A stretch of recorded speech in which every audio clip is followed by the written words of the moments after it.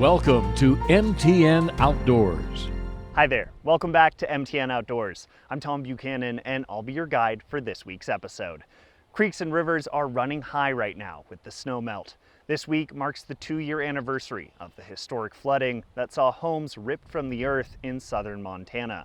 And with water levels rising once again, many fear it's not a matter of if, but rather when another flood occurs. Haley Monaco has a look at the efforts that have been made to try and prevent that from happening.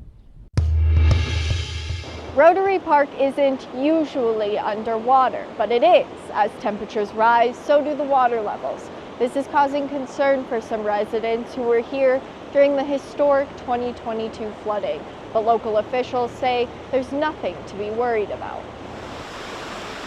A sound that is usually considered peaceful is now a trigger for many. I can't guarantee that nothing's going to happen, but I feel very comfortable that what's going to happen won't resemble what we've seen in the past. Nearly 2 years to the week, Rock Creek broke its banks, taking out bridges, roads, and destroying homes. There's a little bit of PTSD and people see the water rise and they get concerned and they get nervous again. Rotary Park is a significant spot. Because this is where the breach was. Went to his basement a bit. Trinity Ferguson's family member had water flood into his Red Lodge home, but the damage was minimal. But really it wasn't the negative impact that a lot of people felt around here. The negative impact that the city of Red Lodge is trying to avoid ever seeing again. So we have multiple agencies working together. We're touching base regularly, we're communicating, we all have each other's contact information. We're monitoring the situation. Right now, they have not given us any indication for concern. While there is no major rain in the forecast during these warm days, which contributed to the floods in 2022, Mayor Dave Westwood says there are new processes in place if another flood were to occur. We'll utilize the siren that folks in town are used to hearing go off at noon every day for about 10 seconds. It's going to sound different. Probably going to be 3 cycles of it, or something that's certainly a different tone than what they're used to hearing. Westwood says residents should be signed up for Carbon Alert and Code Red, too. But as of now, cause for concern is minimum. Crews recently flew a drone along Rock Creek, double-checking that there aren't spaces that may be breached by rising water. You can also see across the bank that the fence is twice as high as what it used to be, and so that gives us there's a significant amount of air between where the water level is and where the road level is. I have a very high level of confidence in the fence that's been installed that the construction workers are. A peaceful sound that many hope will stay where it's supposed to be. In Red Lodge, Haley Monaco, MTN News. It's the 60th anniversary of the worst natural disaster in Montana's history. Heavy snowpack and the delay of snow melt caused a surge of water, which contributed to the rupture of 2 dams located at 2 Medicine and Birch Creek, which uprooted lives and claimed several others. President Lyndon Johnson declared 11 Montana counties federal disaster areas, and damages stood at an estimated $62 million. Today, the Blackfeet remember and honor their own that perished. Their reservation was hit hardest by the surge. We come up here and we honor them, because we'll never forget them. The day was filled with song, prayer, and the regaling of tragic tales from a not-so-distant past. I spoke with a couple in attendance about what they remember. Most of the people here pitched in, like you heard, throwing tires and barbed wire, whatever they could to save those that were in peril. And they weren't able to rescue everybody, but they could rescue some. And my other younger brother, he was pretty small. So I put him on my back and we headed for high ground. About a half mile. I carried him on my back. We haven't ate nothing for 3 days, was all soaking wet, no clothes, no nothing. But we managed to survive. Relief came by way of the Red Cross and U.S. government. I was told it took 2 weeks for relief to finally arrive by way of helicopter, since all the bridges had been destroyed. There was no warning of the water rushing towards civilization, which consumed entire homes in under an hour. Our barns, our sheds, our house made it through, but it was about 2 feet full of mud. And we just shoveled it out. But by the grace of God, was able to get out when we did. We're in the families below us. They all was able to get up on top. Many others weren't as fortunate. In total, 31 lives were lost, and 20% of the surface area of the state was ravaged. The landscape was much different once the water subsided. We was finding cows dead in trees hanging out. And we had lost everything, machinery, like you said, bales, vehicles. But to this day, the Blackfeet remember at their ceremony, which focuses on healing and bonding through trial. They focus on their fortune in a situation that could have been worse. They both collapsed during the day and the morning. And it's like, if it was at night, then there would have been a lot more death. You know, we pray for the ones that were never found. We're lucky that we didn't lose none of our family. From Browning, Owen Skornickays, MTN News.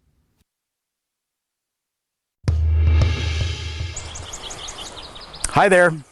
Friendly tip, Father's Day's this weekend. You forgot, didn't you? Trust me, I'm a dad. Please don't do this again this year. Instead, why don't you take Dad fishing? Fish, Wildlife, and Parks has made it easy for Father's Day weekend. No license required. Harvest limits for fish, so check your regulations for the regulation books for what regulations apply for where you're fishing. Those still are in effect for the weekend. You just don't need a fishing license. Fish, Wildlife, and Parks has made Mother's Day and Father's Day weekends effectively free fishing days in Montana. Dad's always wanted to try fly fishing? Take him out. He simply doesn't want to mow the lawn? Take him out. Let's face it, in Montana, out is a lot more fun. Being able to go fishing as a family and really just enjoy what Montana's all about. Because this is, I mean, there's just so much to enjoy. There's such variety of opportunities, and the access in Montana, especially for fishing, is tremendous. There's nowhere else like it. Jacobson stresses if you plan to go out along a river, he suggests that you practice complete water safety. Rivers are running high and cold this time of year. Let's face it, Dad would rather tie a knot in this than this any time of the year. Waiting to go fishing for Father's Day weekend, Chet Lehman, MTN News. It may be hard to believe, but the once contaminated Silverbow Creek is now home to brown trout and even cutthroat trout after years of reclamation work. And you can help out in a new program where you can adopt a trout and monitor its progress online. What do you say, trout? Anybody want to be adopted? Anybody? We've been having trouble with fish populations across the state of Montana, so we're trying to understand what's going on, and especially in creeks like Silverbow Creek that have been newly restored. More than a dozen trout have been inserted with telemetry tags that allows Fish, Wildlife, and Park officials to monitor the movements of the trout in the creek. For a minimum donation of $250, a person can adopt and name and follow their fish. Last season, we had some trout that were here at Silverbow Creek that went all the way to the top of Blacktail Creek in the Highlands, and so you can track how far they've gone. The information will help them understand fish mortality in the creek. Silverbow Creek was designated a dead creek at the beginning of the 20th century due to early mining activity. As early as 1900s, we were flushing tailings down the creek, using the creek as a way to carry the tailings away from the smelters that were on Silverbow Creek. For the past 20 years, efforts have been made to clean up the creek and return trout to the waterway. You know, when I was growing up with my dad, we always went over to the Big Hole for fishing, and this was not an area for fishing at all. And so to now be able to think that, you know, we can cast a line here and catch a fish is amazing and inspiring to me as a person. People can adopt a trout by going to ripple.givesmart.com. In Butte, John Amy, MTN News. Coming up after the break, we see how a Bozeman BMX rider is aiming for the Summer Olympics, and runners flock to Helena for the Governor's Cup. But first, it's time for some trivia. This year marks the 50th anniversary of the Governor's Cup. Do you know which governor's influence led to the creation of the iconic race? Find out the answer after the break. Welcome back. So, do you know which governor's influence led to the creation of the Governor's Cup in Montana? The first Governor's Cup was actually held in Bozeman on Memorial Day in 1974. It was created as part of a health and lifetime sports initiative of 18th Governor of Montana, Thomas Judge. Runners of all stripes filled Helena for the Golden Jubilee of the Governor's Cup, including our own Ryan Berg. On Saturday, hundreds of runners gathered in Helena to participate in the Governor's Cup, celebrating its 50th anniversary. The 50th Governor's Cup kicked off this weekend in Helena with racers from around the state and country towing the start line on Saturday. Race officials anticipated over 2,300 runners participated in the events on Friday and Saturday from 38 states. Before I headed to the starting line for the 5K race, I ran into someone familiar here on MTN, Rajit Singh. His mission this year is to run 50 marathons in 50 states as he approaches his 50th birthday in order to help the YMCA. And he says the governor's race celebrating its 50th anniversary is one to remember. I can say out of 25 I have run, so this is a very good course actually. It's a race unique to many running around the city of Helena, basking in its beauty. But as many know, for the Queen City, there are a lot of rolling hills, which makes it challenging for runners. Mile 16 to mile 20, it's very tough. There is so many hills was there. We are crossing one and then going down and again another hill is coming. I count almost from mile 16 to 20, it's almost 5 hills was there. So that was tough. The day consisted of runners from the marathon, half marathon, relay marathon, the 10K and 5K, crossing the finish line at Anchor Park. At 11 a.m., an award ceremony was hosted in Pioneer Park, where Helena's own Lane Ryerson, for the third time in a row, walked up to receive his award for first place for the marathon, clocking in a time at 2 hours and 29 minutes. I can't believe it, man. First of all, time goes by really fast. It's hard to think it's been 3 years, but it's fun. It's something that I look forward to coming back to every year. I went to high school and college in Helena, and for me, just to be able to come and do something in my hometown is really neat. For his brother Clayton, he wasn't too far behind with a time of 2 hours and 28 minutes, finishing second in the marathon. It's a family sport that they both love, and they say that they push each other each day to get better. Our whole family is like a running family, so we'd always race together from a young age, and always competitive in a variety of different things. So I mean, this is just a great way to kind of show all that. If I look gross, it's because I feel gross. I just finished the 5K. Of course, I had to stop down for a little bit and catch my breath, but it was a tough battle, and some could say an uphill battle at times. But whether you're first, last, or anywhere in between, as long as you cross the finish line, that is what counts. In Helena, Ryan Berg, MTN News. A Bozeman native has a need for speed out here on the BMX track. In fact, he's dedicated his whole life to the sport, and soon he might find himself competing in the 2024 Paris Olympic Games. Drivers ready, watch the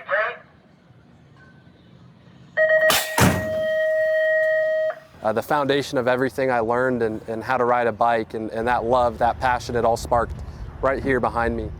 The first time 22-year-old Cameron Wood picked up a bike, he was only 3. I'd ride down in people's yards and their flower gardens and ruin stuff. My mom's like, we got to get this kid on a track somewhere. It's safe to say the training wheels are off now. At the ripe age of 3, Cameron hit the track here at Gallatin Valley BMX and never looked back. And I love it more and more every time. After attending Bozeman High School, Cam took off to Phoenix, Arizona, where the tracks aren't covered in snow several months out of the year. There's way more competition, and things naturally, they kind of took off for me after that. Cam is a 2-time World Cup champion with 7 podiums overall, but his journey in this sport has been no smooth ride by any means. There's been injuries, there's been a lot of setbacks along the line. But at the end of the day, I get to do what I love to do. I get to travel around the world, race my bike. When I first picked up my bike at 3 years old, I had absolutely no idea how far 2 wheels could take me. How about the 2024 Paris Olympics? Cam is currently the Olympic points leader for Paris 2024 USA Men, has 6 USA BMX wins and 11 podiums, and finished the 2023 USA BMX National Series as the number 2 pro. In the coming weeks, the team will be announced for Olympic BMX racing. In the meantime, Cam says he's just trying to soak it all in. It's crazy, and I'm blessed and thankful. And although his sport has taken him many places around the world, he says coming back to Bozeman, where it all began, makes him feel grateful to be a small-town kid who can inspire others to follow their dreams. If you have a vision, if you have a dream, always stick to it and always keep believing. And there's going to be things that happen in your life And as long as you keep that same, that discipline, that motivation, reach for the stars. In Bozeman, Jolie Salee, MTN News. If you're out on a hike and you run into this, you're going to want to know how to protect yourself. So let's talk about the basic facts of bear spray as hiking season ramps up.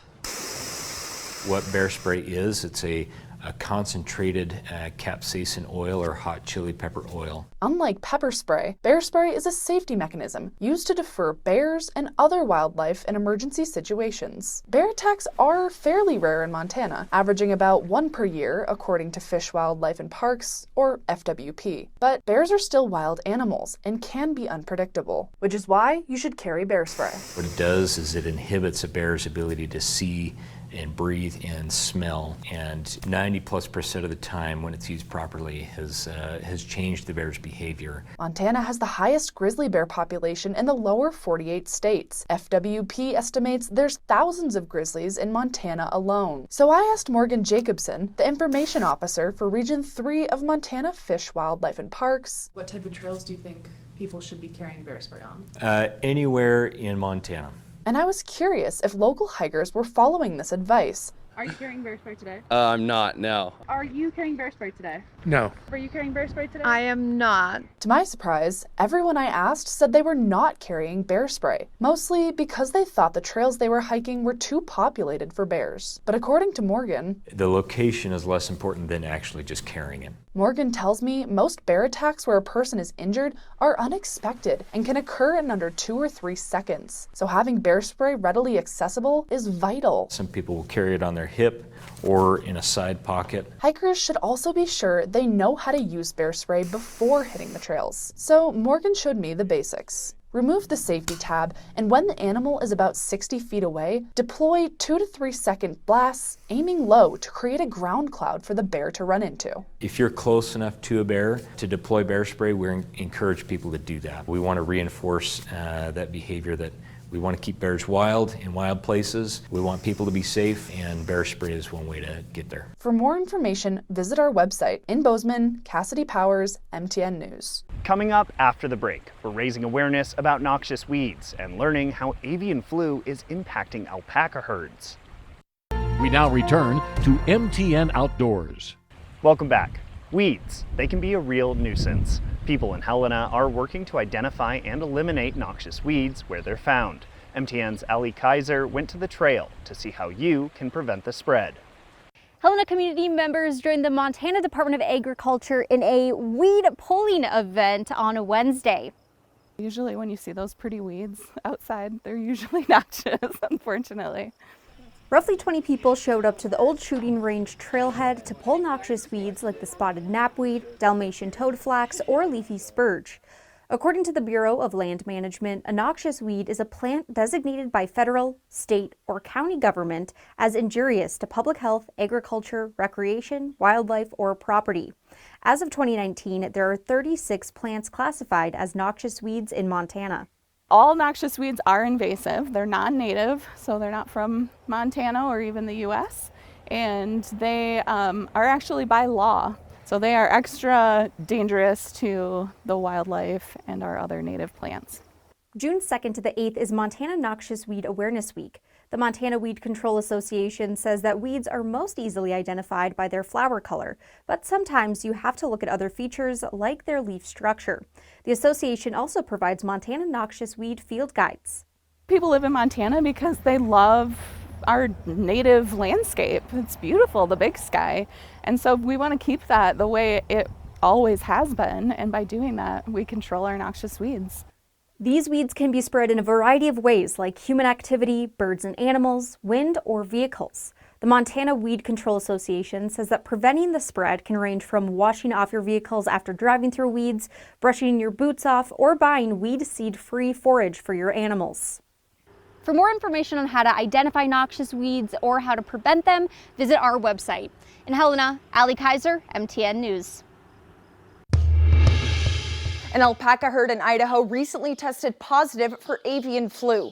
Now, this is the first time that we've heard of an alpaca testing positive for the virus. So we're here at Alpacas of Montana to learn how they keep their herds safe from the virus or from just other predators. Come on, let's go, boys! You can probably hear all the birds chirping in the background. We have pigeons that are flying all around. We have little Tweety birds, all the way up to the big predator birds. At any given time, we might have 20 different types of birds on our property. Stewards of the land. That's how James Budd, the owner and co-founder of Alpacas of Montana, describes the operation. We don't over-vaccinate the animals to pollute the ground. We also don't kill any of the predators or any of their prey. It puts us in a little bit of an interesting situation. So we're doing our best to take care of the land, but at the same time, there's certain things that we have to watch out for, like avian flu. And for the first time, avian flu was documented in alpacas just one state away, in Idaho. Idaho's very close to us, so obviously that hits really close to home. But the truth of the matter is that alpacas are mammals. You know, we all can get it, from the gophers to the birds to anything else. So it's no real big surprise whatsoever that there's a possibility that our alpacas can get these diseases. So the team has to be vigilant, monitoring the herd and noticing any subtle changes. Usually neurological conditions that they show first, and isolate that animal instantly, get the test done as quickly as we can, and eliminate that animal from the herd. Now, we don't have kids, so these guys are honestly our babies. So for me to sit here and say, yeah, I'll just put them down as quick as I can, it's truly not that easy for us. It's going to have to be a test positive once or twice, but first thing we will do is absolutely isolate them. Now, there's only so much that can be done with avian flu, but when it comes to threats with maybe larger teeth, these livestock guardian dogs truly worth their weight in gold. In Bozeman, Jane McDonald, MTN News. A very rare sight captured on camera in Yellowstone National Park last week has the wildlife community buzzing. The photos are of an extremely rare white bison calf in the Lamar Valley. Kalispell photographer Erin Bratton snapped the photos while visiting the park with her family. The photos were taken just moments after the calf was born. White bison calves have profound meaning in Native American culture. Well, that's going to wrap things up for us for this week's episode. Thanks so much for joining me on this trek across the state. Happy Father's Day to all the dads out there, and don't forget to get out there, have fun, and stay safe.